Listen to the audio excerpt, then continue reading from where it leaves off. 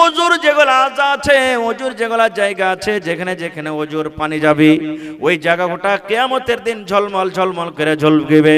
আল্লাহ রাসূল বলেছেন আমি তখন জানতে পারবো যত কিয়ামতের ময়দানে মাঠে চমকিছে ঝলমল করে জ্বলছে এগুলো হলো আমার উম্মত। আমি নবী সমস্তকে ডেকে ডেকে হাউজে কাউসারের পানি পান করাবো। এবার বলেন যারা নামাজ পড়ে না তারা কি ওযু করে?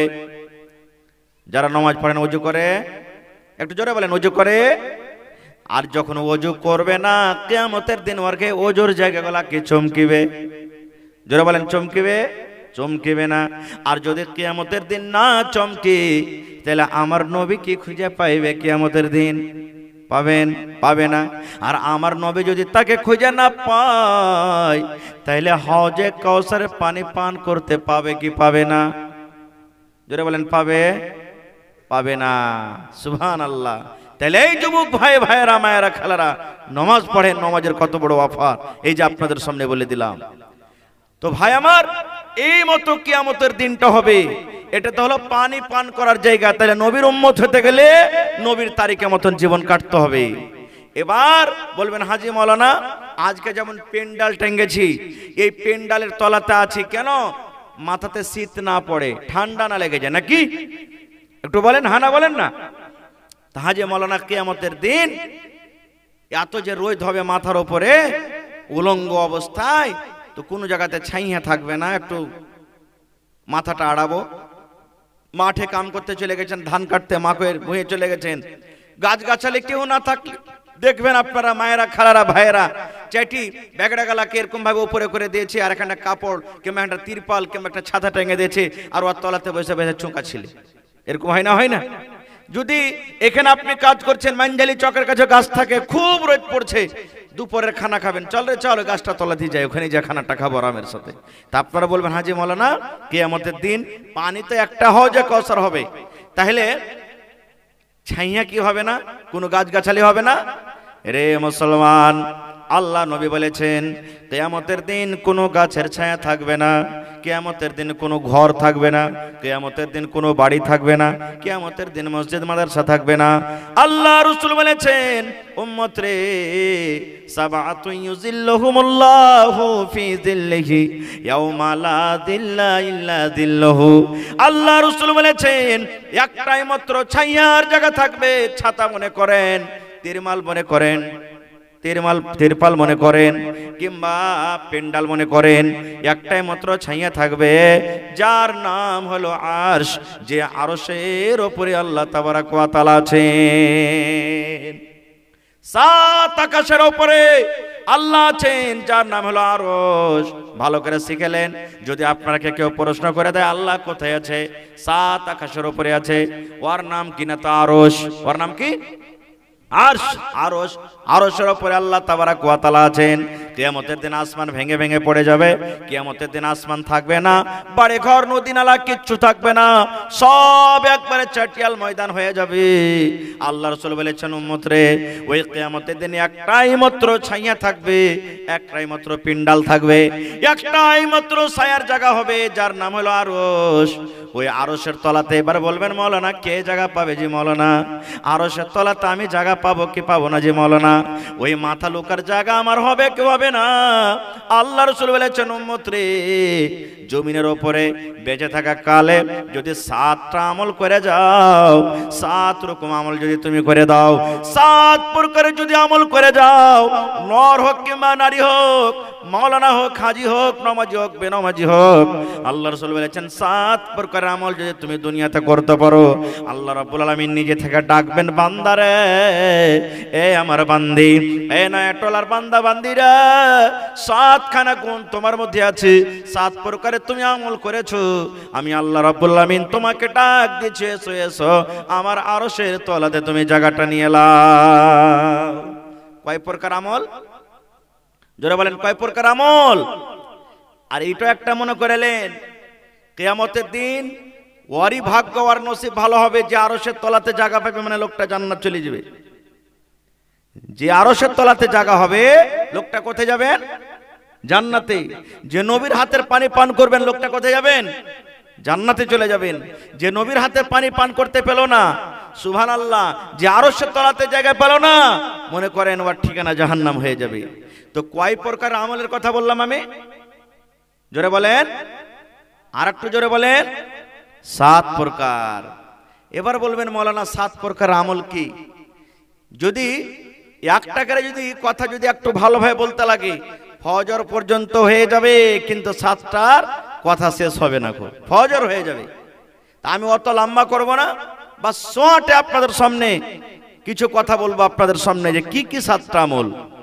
আল্লাহ রাসূল বলেছেন, এ আমার উম্মতেরা, 7 প্রকারের মধ্যে 7 রকমের মধ্যে প্রথম আমল করনেওয়ালা ওই বান্দা বান্দিকে আল্লাহ কিয়ামতের দিন ডাক দেবেন, ইমামুন আদিল।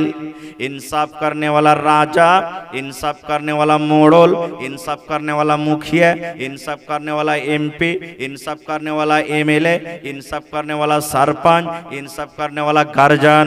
अल्लाह रसूल বলেছেন इंसाफ करने वाला इमाम। इमाम बोलते मस्जिদের इमाम নয়, इमाम बोलते গায়ের মোড়ল, इमाम बोलते सरपंच, इमाम बोलते मुखिया, इमाम बोलते एमपी, इमाम बोलते एमएलए। যারা গার্জিয়ন বিচার করতে বসে, আল্লাহ রাসূল বলেছেন কোরআন হাদিসকে সামনে রেখে বিচার করে, ফয়সালা করে, এরাকে ইমাম বলা হয়েছে। আল্লাহ নবী বলেছেন, উম্মত এরকম ইনসাফ করনে वाला গার্জিয়ান কি, ইনসাফ করনে वाला ইমাম কে আল্লাহ ডাকবেন কিয়ামতের দিন। ও আমার বান্দা বান্দি শুনে নাও, আজকে আরশের তলাতে তুমি জায়গাটা নিয়ে নাও। নারে তাকবীর। এই যুগের মতন ইনসাফ লয়। যেমন একটা হাদিসে এসেছে যে আল্লাহ রাসূলের জামানাতে একটা মেয়ে লোক চুরি করে ধরা পড়ে গেছিল। খুব উঁচা খানদানের লোক, উঁচা বংশের মেয়ে লোক। এরকম আছে না এই যুগে? আছে না নাই? যে হ্যাঁ ওইটা উমুক উমুক বেটি ছেলেটা কিছু কইছ নেবে, ওর খানদানটা খুব এরকম একবার আড়া খানদান আছে। এরকম ধরনের উঁচা বংশের উঁচা খানদানের লোক চুরি করে ধরা পড়ে গেছে। এবার চুরি করে ধরা পড়ে গেল, নবীর দরবারে কেস চলে গেছে। তো শরীয়তের ফয়সালা কি, যে চুরি করবে আর হাত কাটা পড়বে। ও আর কি করবে? হাত কাটা পড়বে। তখন ওই খানদানের লোকটা মিলে, সুবহানাল্লাহ, তখন বলছে যে নবীর দরবারে তো কেস চলে গেছে, আর যদি আমাকে বেটি ছেলের হাত কাটা পড়ে যায় তাহলে নাক ডুবে যাবে, নাক কেটে গেল নাকি, নাক কেটে গেল। তো এক কাজ কর, নবীর দরবারে সুপারিশ করতে পাঠাকা হোক, যা লাগবে যেরকম করা হোক, ছলে বলে যাই করা হোক, নবীকে পটা, যাতে আমাদের মেয়ে ছেলেটার হাত না কাটে। হাত না কাটতে গেলে ইজ্জত বাঁচবে, আর হাত কাটে যেতে ইজ্জত বাঁচবে, বাঁচবে না। কে যাবে, কে যাবে, কে যাবে, কে যাবে, কে যাবে? সুবহানাল্লাহ। কাকে পাঠাবো, কাকে পাঠাবো? তো নবীজির একটা বেটা করেছিলেন, মুতাবান্না বেটা, যাকে বেটা বানালছিলেন, যার নাম হলো যায়েদ বিন হারিসা রাদিয়াল্লাহু তাআলা আনহু। মেলাই একটা দামি কথা বলে দিয়ে, যেখানে আরো শরীয়তের কথা ভাই শুনবেন। আমার গ্রামে, আপনার গ্রামে, সারা সংসারে, সারা দুনিয়াতে যারকে বেটা ছেলে পেলে হয় না, বেটা ধার লিখিলি না, বেটি ধার লিখিলি না, হানা বলেন ভাই, লি। বেটা লিতা মানা নাই, বেটি লিতা মানা নাই, বেটা বেটি লেন, হাদিসা আছে। কিন্তু কত লোক এইটা কাজ করে, যে ধরেন যে আমার ছেলে পেলে হলো না, ভাইয়ের কিংবা বহিনের কিংবা গ্রামের কাহরির একটা ছেলে নিয়ে নিলাম, আর যেদিন থেকে দুনিয়াতে এলো সেদিন থেকে নিয়ে আমি নিজের লালন পালন শুরু করলাম, আর ওর আধার কার্ড যখন বনবে তখন আমারই নাম দিলাম। এরকম আছে না নাই? ছেলেটার যখন আধার কার্ড বনলো, জন্মপত্র পত্র, দুনিয়ার কোনো কাগজ গণবে, তা আমি তার বাপ হইলাম, আর আমার স্ত্রী তার মা হইল। এরকম করি কি করি না? শরীয়তে এগুলা হারাম। বাপ ওটাই থাকবে কাগজে, বেটা বাপকে আপনি ডাকেন দুনিয়াতে, কিন্তু কাগজ বলতে গেলে যেটা অরিজিনাল মা, অরিজিনাল বাপ, ওটাই আর দিতে হবে কাগজে, না হলে কিন্তু গুনাহগার হয়ে যাবেন আপনি। খৈর, এটা আলাদা মশলা, ওদিকে আমি যাব না। তো আমি বলছিলাম, কে সুপারিশ করতে যাবে নবীর দরবারে? তো বলছেন চলো যায়েদের কাছে চলো, কারণ যায়েদ নবীর বেটা। তো নবী সাহেবের কথা, নবী সাহেবকে যদি সুপারিশ করে, নবী সাহেব তার কথা শুনবে। এবার যায়েদকে তখন সবটি ওর খানদানের লোকটা বলছে, যায়েদ একটা কথা বলবো তোমাকে। বলছে কি? বলছে তুমি তো নবীজির বেটা, নবী তোমাকে ভালোবাসে, একটু তুমি একটা কাজ করতে পারবে? বলছে কি? বলছে আমাদের বংশের খানদানের অমুক বেটি ছেলেটা চুরি করে ধরা পড়েছে, তো তুমি একটু মানে এদিক ওদিক করে নবীকে বুঝিয়ে দিবে যাতে হাতটা না কাটা হয়। খেপা, সুবহানাল্লাহ, নাউজুবিল্লাহ, সাহাবায়ে কেরামকে খেপা বলা গুনার কাজ। এবার ওই সাহাবী সোজা সাজা মানুষ চলে গেলেন, যা বলছেন আসসালামু আলাইকুম ইয়া রাসূলুল্লাহ। ওয়ালাইকুম সালাম ওয়া রাহমাতুল্লাহ। কি খবর জায়েদ? জায়েদ বলছেন যে নবীজি একটা কথা বলবো তো লজ্জা লাগছে। বলছে কি কথা? বলছে আপনি তো রাখবেন না। বলছে না না, বলো কথাটা কি? হুজুর ওই অমুক খানদানের একটা বেটি ছেলে বেলে চুরি করে ধরা পড়েছে। বলছে হ্যাঁ। বলছে আপনার কাছে বেলে কেস তাও চলে এসছে। বলছে হ্যাঁ, তো কি হলো? বলছে যে যদি আপনি একটু এমন থেকে উল্টা পাল্টা করে আপনি ওকে শেষ করে দিতে পারতেন, বিচারটা তো খুব ভালো হতো। রে সুবহানাল্লাহ। আল্লাহর নবী যখন কথাটা শুনলেন, যেমন আনারের দানা লাল হয়, বেদানার দানা তেমন লাল হয়, নবীজির চোখ লাল হয়ে গেল। নবীজি আমার রেগে গেলেন। রেগে যাওয়ার পর এবার জায়েদকে বলছেন, জায়েদ রে, ও একটা নামি ঘরের মেয়ে চুরি করেছে, নামি ঘরের খানদানি ঘরের বেটি ছেলে চুরি করেছে, তার ব্যাপারে তুমি সুপারিশ করতে চলে জায়েদ। আয় জায়েদ শুনে লাও, আল্লাহি, আমি নবী আল্লাহর কসম করে বলি, আজকে যদি আমি নবী, আমি মোহাম্মদ বিন আব্দুল্লাহ, আমি নবী, আর আমার বেটি যদি ফাতেমা চুরি করে ধরা পড়তো, আমার বেটি যদি ফাতেমা চুরি করে ধরা পড়তো, আর আমার দরবারে যদি কেস আসতো, আমি নবী তাকে ছাড়তাম না। আমি নবী তারও হাত দুখানটাকে আমি কেটে নিতাম, তার আমি হাত কাটতাম নবী, যদি আমার বেটি চুরিতে ধরা পড়তো। আর তুমি এসো সুপারিশ করার জন্য? ভাই, এরকম ইনসাফ করনেওয়ালা আদিলকে আল্লাহ তাবারাক ওয়া তাআলা ইমামকে কিয়ামতের দিন আরশের তলাতে জায়গা দিবেন। কিন্তু আজকে সমাজের বিচার কেমন হয়েছে আপনারা জানতেই পারছেন। টাকার কারণে সত্যকে মিথ্যা, মিথ্যাকে সত্য করে আমরা বিচার ফয়সালা করি। ভাই আমার, দুনিয়াটা কতদিনকার জীবন, কতদিনকার সংসার। আজকে আমরা সুবহানাল্লাহ শরীয়তকে জবাই করে দিই, শরীয়তকে আমরা শেষ করে দিই। আজকে যখন আমরা কোনো ওহদাতে আসি, আজকে যখন আমরা কোনো পাবার পাই, পাবারের গলত তারিখে আমরা ইস্তেমাল করি কি করি না? হযরত উমর রাদিয়াল্লাহু তাআলা আনহুর জামানার একটা ঘটনা আপনাদের সামনে বলছি, যে উমর রাদিয়াল্লাহু তাআলা আনহু আল্লাহকে দেখে কত ডরাইতেন। একদিনকার ঘটনা, নবীজি দুনিয়া থেকে চলে গেলেন, খলিফা রাজা হলেন কে? হযরত আবু বকর রাদিয়াল্লাহু তাআলা আনহু, উনিও দুনিয়া থেকে চলে গেলেন। রাজা হলেন কে? দ্বিতীয় নম্বরে হযরত উমর রাদিয়াল্লাহু তাআলা আনহু। আবু বকর রাদিয়াল্লাহু তাআলা আনহুর পর মুসলমানের দ্বিতীয় রাজা, দ্বিতীয় খলিফা উমর রাদিয়াল্লাহু তাআলা আনহু। সবাই এশারের নামাজ পড়ে যখন বিছানায় শুতে যেতেন, উমর ফারুক সাদা ড্রেসে, এই যে পুলিশেরা মানে সামান টামান লিয়ে থাকবে না, কোন ড্রেস পকাকে? Civil dress.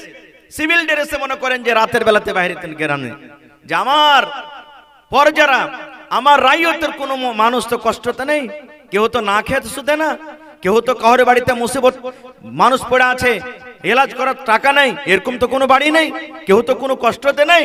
এগুলা দেখার জন্য বের হয়ে গেলেন। সুবহানাল্লাহ। হাঁটতে হাঁটতে সাইডে পাঞ্জরে একটা গোলাম রাখতেন। উমর রাদিয়াল্লাহু তাআলা আনহুর একটা চাকর ছিল, পাঞ্জরে থাকতেন। এবার সাথে সাথে আছেন, দুজন হাঁটছেন হাঁটতে হাঁটতে গ্রামের এক মাথাতে গিয়ে একটা বাড়িতে, সুবহানাল্লাহ, কয়েকটা ছেলে পিলা রাতের বেলাতে বলছে, মা গে খেতে দে গে, মা খেতে দে, মা গে আর ভোগ সহ্য হয় না গে, মা খেতে দে। এরকম করে ছেলেরা মায়ের হাত ধরে, মায়ের পা ধরে, আর মা একটাই কথা বলে, বেটারে একটুখানি দাঁড়া রে বেটা, একটুখানি দাঁড়া, এই দেখ হয়ে গেল, এই তরকারি হয়ে গেল, এই রুটি হয়ে গেল, এই ভাত হয়ে গেল। এই করে করে মা সান্ত্বনা দেয়, কিন্তু বাচ্চারা ভোগ সহ্য করতে পারে না। একটাই কথা বলে, মা গে আর সহ্য হয় না গে, মা খেতে দে, মা খেতে দে গে, মা খেতে দে। হযরত উমর রাদিয়াল্লাহু তাআলা আনহু দূর থেকে কিন্তু দেখেন, ধরেন এটা বাড়ি আর আন্ধার রাত, আপনাদের মসজিদ আছে, এতখানি দূর থেকে কিন্তু আড়াল থেকে দেখছেন, এরকে কিন্তু বাড়ির ঘটনা দেখছেন। এই করতে করতে করতে সুবহানাল্লাহ আধ ঘন্টা 1 ঘন্টা মোটামুটি হয়ে গেল। বাচ্চারা কানতে বাচ্চারা ঘুমিয়ে গেল, কিন্তু মা তাকে খেতে দিল না, মা খেতে দিল না। সব ছেলে নিন চলে গেল। আর হযরত উমর ফারুক তো কড়া মেজাজের মানুষ, উমর ফারুকের ব্যাপারে এসেছে, আল্লাহ রাসূল বলেছে যে রাস্তা দিয়ে উমর ফারুক হেঁটে চলে আসছেন, সামনে দিয়ে যদি শয়তান আসতো, শয়তান বলতো বাপরে পালা, উমর ফারুক চলে আসছেন, এই রাস্তা দিয়ে যাওয়া হবে না। শয়তান রাস্তা বদলে নিত। সেই লোকটা কেমন বুঝতে পারছেন তো? এবার হযরত উমর ফারুক রাইগা তখন বাড়ি চলে এলেন, বলছে আল্লাহর বান্দি, তোমার ছেলেরা কতক্ষণ থেকে মা খেজে দে মা খেজে দে বলছে, আর তুমি তারাকে সান্ত্বনা দিতে আছো, তুমি এতক্ষণ হয়ে গেল খেজে দাওনি, তোমার ছেলেরা যে নিন চলে গেল, কি ব্যাপার? যখন কথাটা বলা, ওই মেয়ে লোকটা কিন্তু চিনে না যে এটা হলেন আমাদের রাজা আমিরুল মোমিনিন, মুসলমানের রাজা উমর ফারুককে কিন্তু মেয়ে লোকটা চিনে না। না চিনাতে বলছেন আল্লাহর বান্দা, কি আমাকে তুমি রাগ দেখাচ্ছো? যদি রাগ দেখার থাকে, মুসলমানের যিনি রাজা, মুসলমানের যিনি আমিরুল মুমিনিন উমর ফারুককে তুমি রাগটা দেখাও। আমার বাড়িতে কয়েকদিন থেকে খানা নাই, এর ছেলেটার বাপ যুদ্ধের ময়দানে লড়াই করতে গিয়ে মারা গেছেন, শহীদ হয়েছেন। কে খেতে দিবে, কে কিনে আনবে, কে খেতে দিবে, কই দানা আমাদেরকে দিবে? বাদশা এমন হয়েছে আমাদের খবর লাই না, যে দেখি বাড়িটাতে খাবার আছে কি নাই।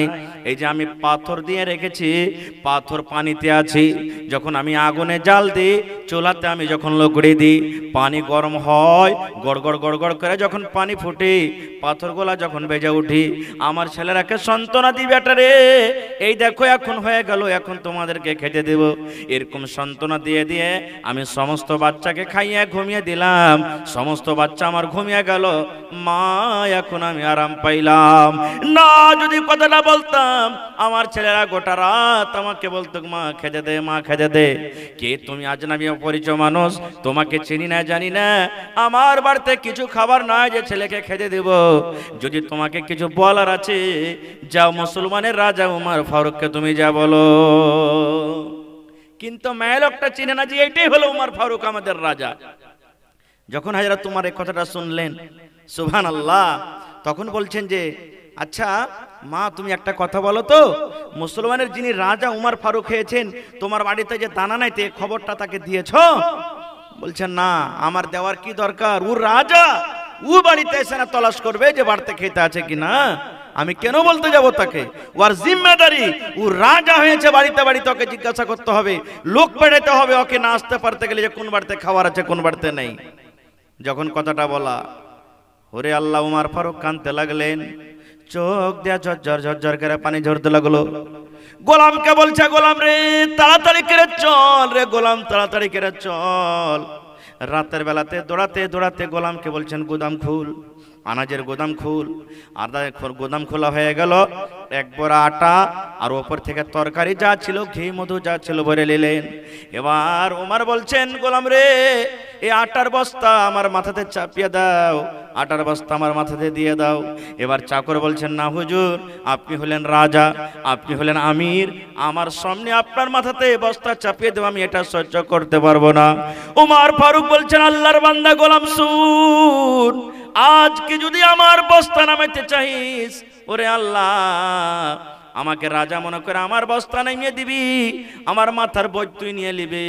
কিন্তু কিয়ামতের দিন এই গুনার বোঝাটা যদি আল্লাহ আমার মাথাতে চাপিয়ে দেয়, বলেন সেই দিন তুই আমার বোঝা নামাইতে পারবি কি পারবি না?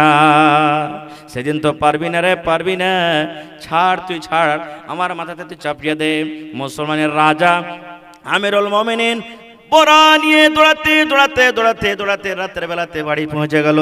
সালাম দিয়ে বাড়িতে ঢুকলেন, ঢোকা পর বলছেন, মা তুমি তাড়াতাড়ি করে তুমি আটা সেনে দাও। হ্যাঁ, সেই মহিলা আটা সানলেন।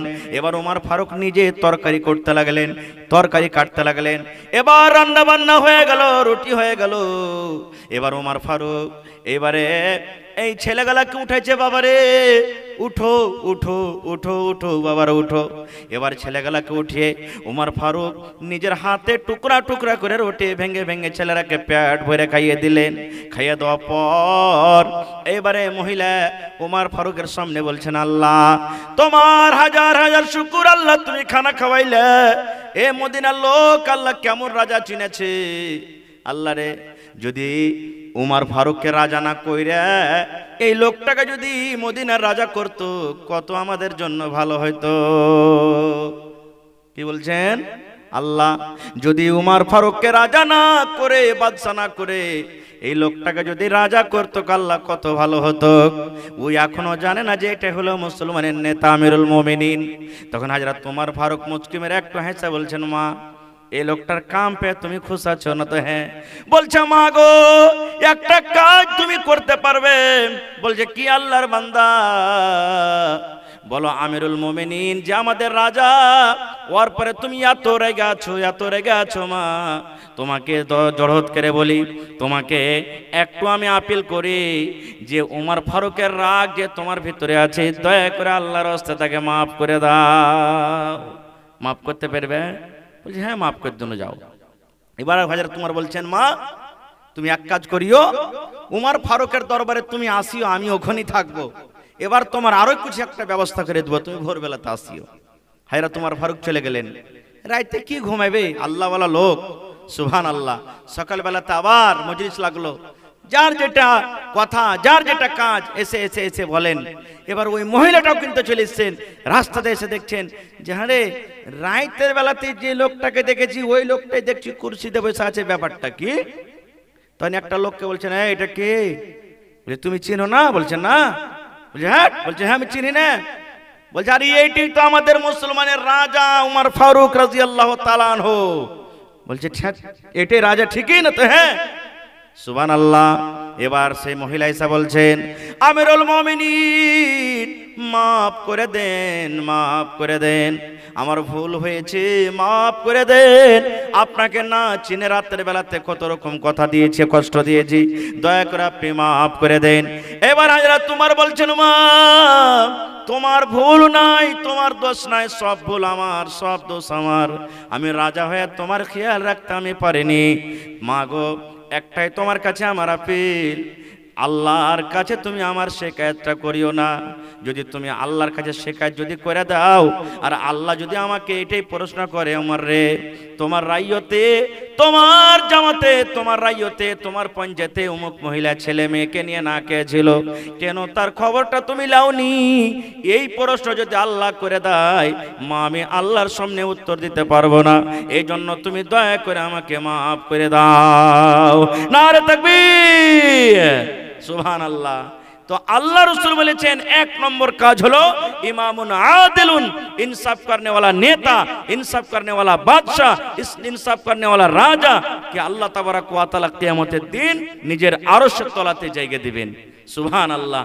আজকে আমাদের অবস্থা কি দেখছেন, দেখতে পাচ্ছেন যে আমাদের লিডার কেমন, আমাদের সমাজ কেমন, আমাদের নেতা কেমন।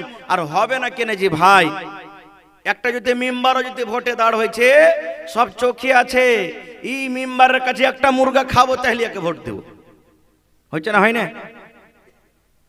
হ্যাঁ, এটা তো আছে। আরো বলছে মেম্বার তোকে তো ভোট দিব, কিন্তু লম্বা গালে একটা লাগবে।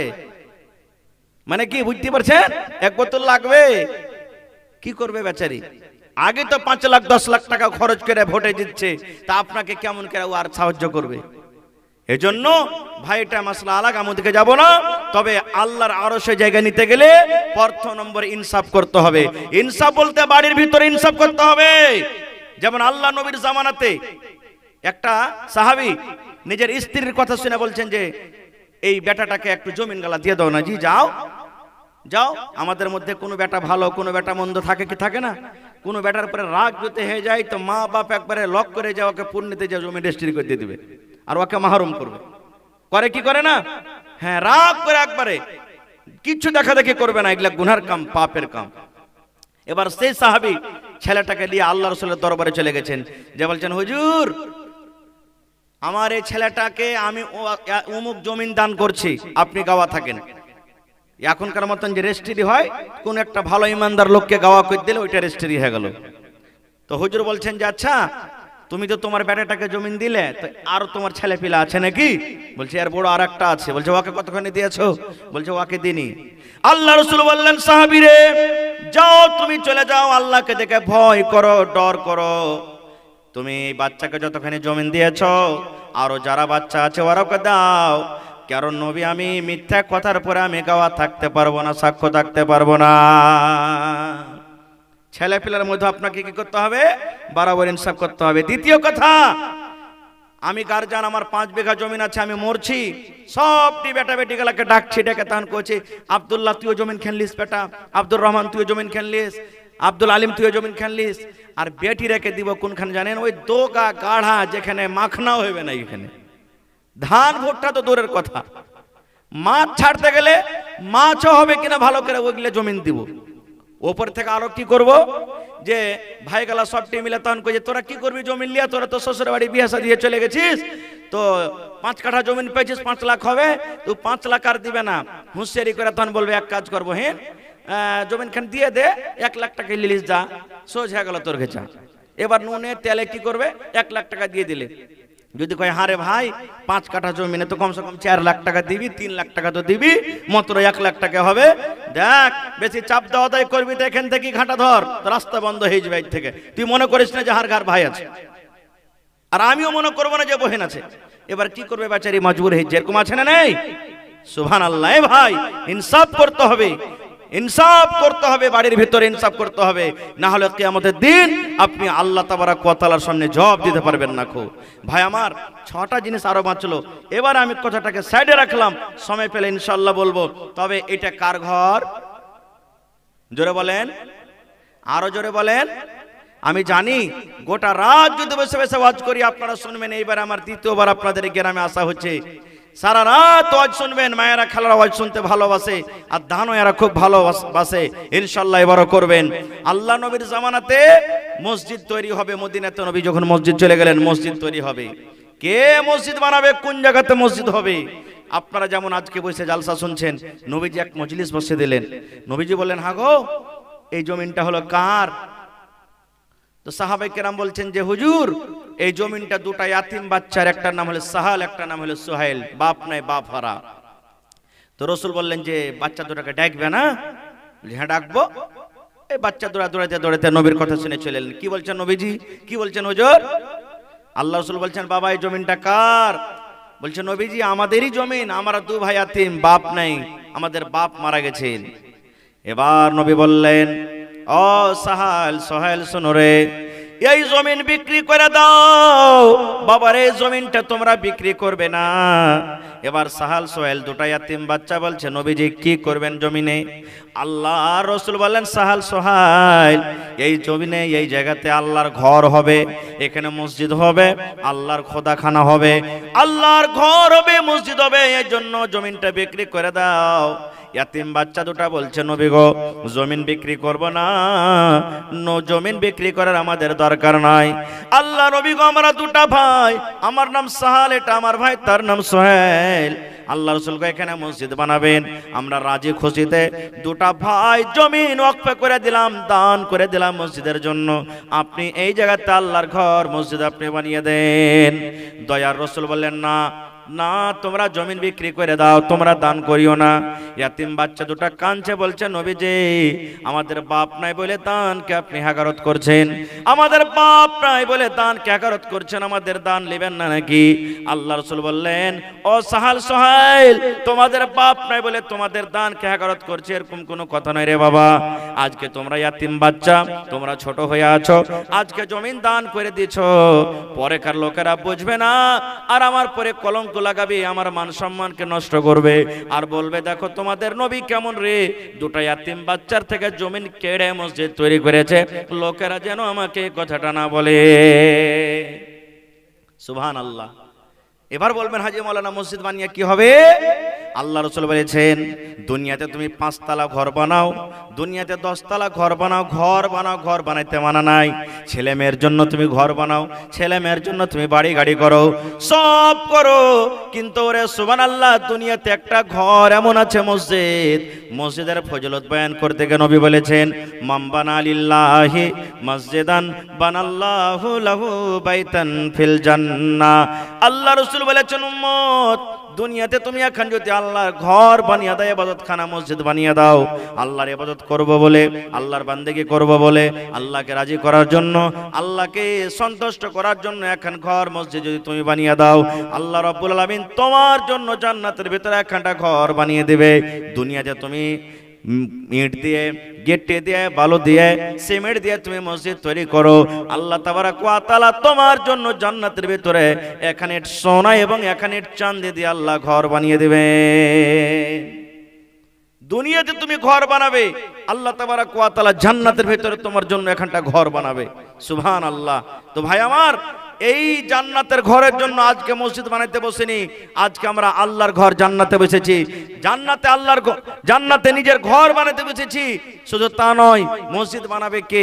আল্লাহ তাবারাক ওয়া তাআলা কোরআনে বলেন, ইন্নামা ইয়ামুরু মাসাজিদাল্লাহি মান আমানা বিল্লাহ। মসজিদ ওই লোকটাই বানাবে, ওই আমার ইমানদার বান্দা বান্দি বানাবে যে আল্লাহকে এক বলে বিশ্বাস করেছে, আল্লাহর প্রতি ঈমান এনেছে, আল্লাহর প্রতি বিশ্বাস করেছে, ওই লোকটাই আমার মসজিদ বানাবে। ভাই আমার, তাহলে আজকে এই যে আপনারা দেখছেন কাবা শরীফ, এই কাবা শরীফ হযরত আদম আলাইহিস সালাম সর্বপ্রথম তৈরি করেছিলেন আল্লাহ তাবারাক ওয়া তাআলার আদেশে। এবারে ওই কাবা ভাঙতে আছে, বনতে আছে, ভাঙতে আছে, বনতে আছে, করতে করতে করতে যখন হযরত ইব্রাহিম নবীর যুগ এলো, কাবা শরীফ মাটিতে দেওয়া আছে, কাবা শরীফ বানাইতে হবে। আল্লাহর অর্ডার হলো, হযরত ইব্রাহিম আলাইহিস সালাম এবং তার ছেলে ইসমাঈল আলাইহিস সালাম দুই বাপ বেটা মিলে কাবা শরীফকে বানাইতে শুরু করলেন। এবার মিস্ত্রিকে জানেন, রাজমিস্ত্রি, হেড মিস্ত্রিকে ইব্রাহিম খলিলুল্লাহ, ইব্রাহিম নবী, আর সেই মসজিদের লেবার হলেন কে? ইসমাঈল নবী। এক বাপ মিস্ত্রি, এক আর বেটা হলেন এক নবী লেবার, বাপ বেটা মিলে মসজিদ তৈরি করেছেন। আল্লাহ সে মসজিদের দাম কত বাড়ালছেন জানেন? আল্লাহ রাসূল বলেছেন, যদি আমার এই ঘর কাবা শরীফে যদি এক ওয়াক্তের কেউ নামাজ পড়ে, আর দুনিয়াতে আরো মসজিদ আছে, ওই মসজিদগুলোতে যদি 1,00,000 ওয়াক্ত নামাজ পড়ে, তাহলে 1,00,000 ওয়াক্ত নামাজ পড়ে জানে কি হবে? কাবা শরীফে এক টাইমের নামাজ পড়ে আল্লাহ রাব্বুল আলামিন অতখানি নেকি দান করবেন। মসজিদে নববী আজকে ফিলিস্তিনে যে জায়গাতে বাইতুল মুকাদ্দাস, যেটা মসজিদ, মসজিদ আকসা ফিলিস্তিনের মাটিতে আছে, লড়াই যুদ্ধ চলছে, আপনারা জানছেন, দেখছেন। ওই মসজিদে যে এক ওয়াক্ত নামাজ পড়বে, আল্লাহ রাসূল বলেছেন, আর অন্য অন্য মসজিদে যারা 1000 ওয়াক্তের নামাজ পড়বে, 1000 ওয়াক্তের নামাজ পড়ে জানে কি হবে? বাইতুল মুকাদ্দাস ফিলিস্তিনে মসজিদ আকসাতে একটা ওয়াক্তের নামাজ পড়ে অতখানি আল্লাহ নেকি দান করবেন। সুবহানাল্লাহ। ভাই আমার, অন্য হাদিসে আল্লাহ রাসূল বলেছেন, আল্লাহ রাসূল বলেছেন, পাখির বাসা, পাখির বাসা দেখেছেন তো?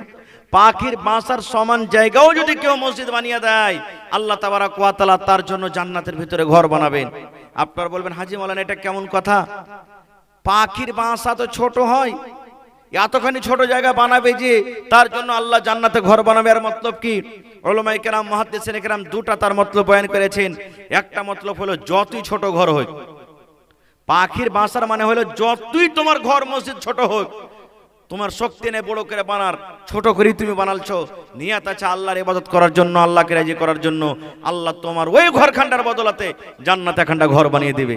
কিংবা আজকে মসজিদে 1 কোটি টাকা খরচ হবে, আপনারা 10 বার 20 বার চান্দা করছেন, কেউ 5000 দিলেন, কেউ 200 দিলেন, কেউ 100 দিলেন, কেউ 50,000 দিলেন, কেউ 1 কাঠা জমি দিলেন। এবার আপনার ওই টাকা নিয়ে সিমেন্ট, গিট্টি, ইট, বালু কিনা হলো, এবার মসজিদ তৈরি করা হলো, মসজিদ আপনার সমস্ত মালকে ঢেলে দেওয়া হলো, ঢালার পর দেখা গেল এতখানি জায়গা আপনি ভাগে পেলেন, মানে একটা পাখির বাসার সমান আপনি কাজ করতে পারলেন। ওই কাজটার কারণে আল্লাহ জান্নাতের ভিতরে এখন ঘর বানিয়ে দিবেন। শুধু তা নয়, আল্লাহ রাসূল আরো বলেছেন, মসজিদে নববীর সামনে একটা ফাঁকা জায়গা পড়ে আছে, খালি জায়গা পড়ে আছে। নবীজি সাহাবায়ে কেরামকে এলান করলেন, কে তোমরা এমন আছো, যদি এই মসজিদের এই জমিনটা যে ফাঁকা পড়ে আছে সামনে, এই জমিনটাকে কিনে মসজিদে লাগাইতে পারো, আমি নবী বলছি আল্লাহ তাবারাক ওয়া তাআলা এই জমিনখানটা মসজিদে কিনে দেওয়ার কারণে জান্নাতের ভিতরে একখানা ঘর দান করবেন। যখন কথাটা বলা, উসমান গানি খাড়িয়ে গেলেন, ইয়া রাসূলুল্লাহ, যত টাকা লাগবে নবী গো, আমি টাকা উসমান দিচ্ছি, এই জমিন কিনে আমি মসজিদে লাগিয়ে দিলাম। সুবহানাল্লাহ। তাহলে এই সমস্ত হাদিস থেকে বোঝা গেল কি, যে আজকে যে আপনারা জালসাতে দান করবেন, কেউ দিবেন 500, কেউ 5000, কেউ 10,000, কেউ 20,000, কেউ লাখ, কেউ 10, নিয়ত এটা করেন, আল্লাহ দুনিয়াতে তোমার ঘর বানাচ্ছি, আল্লাহ মরার পর জান্নাতে তুমি আমাদের জন্য ঘর বানায়ো, আল্লাহুম্মা আমিন, এটাই নিয়ত করেন। তো ভাই আমার, আলহামদুলিল্লাহ, গত বছর আপনারা দান করেছেন, এই বছরে যত দান জালসা হলো, আল্লাহর রহমতে খুব মোটা মোটা চান্দা হয়েছে। কোন জায়গাতে 50 লাখ, কোন জায়গাতে 30 লাখ, কোন জায়গাতে 20 লাখ। আমি শুনলাম আপনাদের মসজিদে অনেক কাজ বাকি আছে, মার্বেল মসজিদে লাগাবেন, টাইলস লাগবে, পালাস্তার হবে, রং পেন্ট হবে, জানলা খিড়কির কাজ বাকি আছে, এই সমস্ত কাজ আছে, আর মোটা টাকার দরকার। তো ভাই আমার দেখি কোন আল্লাহর বান্দা আছেন আজকে জালসাতে যে 1 ডিসমিল জমিন, 1 কাঠা জমিন, মসজিদের আশেপাশে তো আশা করছে জমিন নাই, কোন জায়গাতে আপনার বাইরে মাঠে আছে, বিক্রি করে যা টাকা হবে আপনি লাগিয়ে দিবেন। দেখি কোন এরকম আল্লাহর বান্দা আছেন? এই বছর একটা জালসাতে, মসজিদের জালসা, একটা লোক এসে বলছেন মাওলানা 8,95,000 টাকা টাকার গাড্ডিল এসে স্টেজে দিয়ে দিলেন। 8,95,000 টাকা একটাই লোক, অক্টোবর মাসের 17 তারিখের জালসা। একটা লোক এসে 4 লাখ টাকা হাজির করে দিলেন, মাওলানা নিয়ে এলেন। একটা মহিলা এসে 1 লাখ টাকা হাজির করছেন, মাওলানা দোয়া করেন 1 লাখ টাকা আমি দিচ্ছি। আজকে গ্রামে এরকম কোনো আল্লাহওয়ালা নাই? একটা লোক 50,000 টাকা দান করবেন, একটা লোক 25,000 টাকা দান করবেন, 10টা লোক 10,000 করে দিবেন, 10টা লোক 5,000 করে দিবেন, এবং 20টা লোক 2,000 করে দিবেন, 50টা লোক 1,000 করে দিবেন। মায়েরা খালারাকে বলবো, এই বছরে ছাগলও পাওয়া গেছে জালসাতে, এই জালসাতে মসজিদের জন্য একটা ছাগল দান করবে নাকি হয়? এই কাঁসার বদনা, কাঁসার থালি, গিলাস আসতে শুরু হয়েছে, গলার হার, নাকের নাকমণি, কানের বালি, পায়ের পায়াল, হাতের আংটি। দেখি কোনো আল্লাহর বান্দি, কোনো মা খালা দাদি নানি নাই যেগুলা সব খুলে খুলে দান করবে, যেমন আল্লাহ নবীর জামানাতে মহিলারা করেছিলেন। নবী একদিন বললেন, মহিলা তোমরা দান করো, তোমাদেরকে জাহান্নামের আগুন আমি দেখলাম। সুবহানাল্লাহ। নবীর কথা শুনে কে গলার হার, কে কানের বালি, কে নাকের নাকমণি, কে হাতের আংটি, কে পার পায়াল, যার কাছে যা গহনা কাঠি ছিল সব খুলে খুলে খুলে আল্লাহ নবীর সামনে হাজির করে দিলেন। আজকে আমার এই নায়াটোলা মানঝালিতে দেখি কোনো মা খালা দাদি নানি এমন আছেন যে গলা থেকে হার গালা এখন খুলে দিয়ে পাঠাতে পারবেন, নাক থেকে নাকমণি দিতে পারবেন, কানের বালি, মা মরে গেছে, 4টা 5টা বহিন আছে, কাজিয়া ঝগড়া কি করবে, 2,000 4,000 করে ভাগ করে মার জন্য মসজিদে লাগিয়ে দেন, সাদকায়ে জারিয়া হিসাবে কবরে পৌঁছতে থাকবে। একজন সাহাবী এসে বলছেন, হুজুর মা মরে গেছে, মা দুনিয়াতে থাকতে গেলে মার খেদমত করতাম, কিন্তু মা কবরে চলে গেছে, নবীজি মার জন্য কিছু করতে পাবো না? আল্লাহ রাসূল বললেন, সাহাবী রে, মা বাপ তোমার দুনিয়া থেকে চলে গেছেন, কবরে শুতে আছে, ওরা ইন্তজার করছে, মুখে বলতে পারে না, বললো তোমার কাছে আওয়াজ আসবে না, ওই জন্য তুমি দান করো, দান করতে গেলে আল্লাহ তোমার মা বাবার কবরে পৌঁছে দিবে। এই মজলিসে কত লোকের মা, কত লোকের বাপ, কার পুরুষ, কার নানা, কার দাদা, কার শ্বশুর, কার শাশুড়ি, কার ভাই কবরে শুতে আছে, মাটির ঘরে ভাই, আর কত অপেক্ষা করছে, বুঝেন আমার রিশতেদারেরা, বুঝেন দান করবে। বাপ মরে গেল, 5টা বেটা আছে, জমিন ভাগ করার জন্য সব উড়াউড়ি থাকে, কিন্তু ওই বাপ যে কবরে পড়ে আছে, 5টা বেটার এটা হুঁশ হয় না যে বাপের জন্য 5,000 করে 5টা ভাই 25,000 টাকা আমরা দান করছি। বাপের জন্য গরিব মানুষ 5,000 টাকা আমরা 5 ভাই মিলে দান করছি, এটা আমরা হুঁশ করি না ভাই। তাহলে ওই মা বাপকে স্মরণ করে আপনি দান করেন। আজ যদি আপনি মা বাপের নামে না দিবেন, আপনি হলেন মা বাপ, আপনি মরে যাবেন, তা আপনার ছেলেরা আপনার হক তালাশ করবে না কো। এই জন্য আসেন তো দেখি, একটা লোক 20,000 টাকা কেউ দিতে পারবেন, একটা লোক 10,000 টাকা দিতে পারবেন, এবং 10খানা লোক চেয়েছি 5,000 করে, আর একটা ছাগলের আবদার করেছি। এবং কোন লোক আল্লাহওয়ালা যদি পারেন 1 ডিসমিল জমিন দান করবেন এই মসজিদে। দেখি কোন আল্লাহওয়ালা আছেন, কোন আল্লাহর বীর মুজাহিদ আছেন?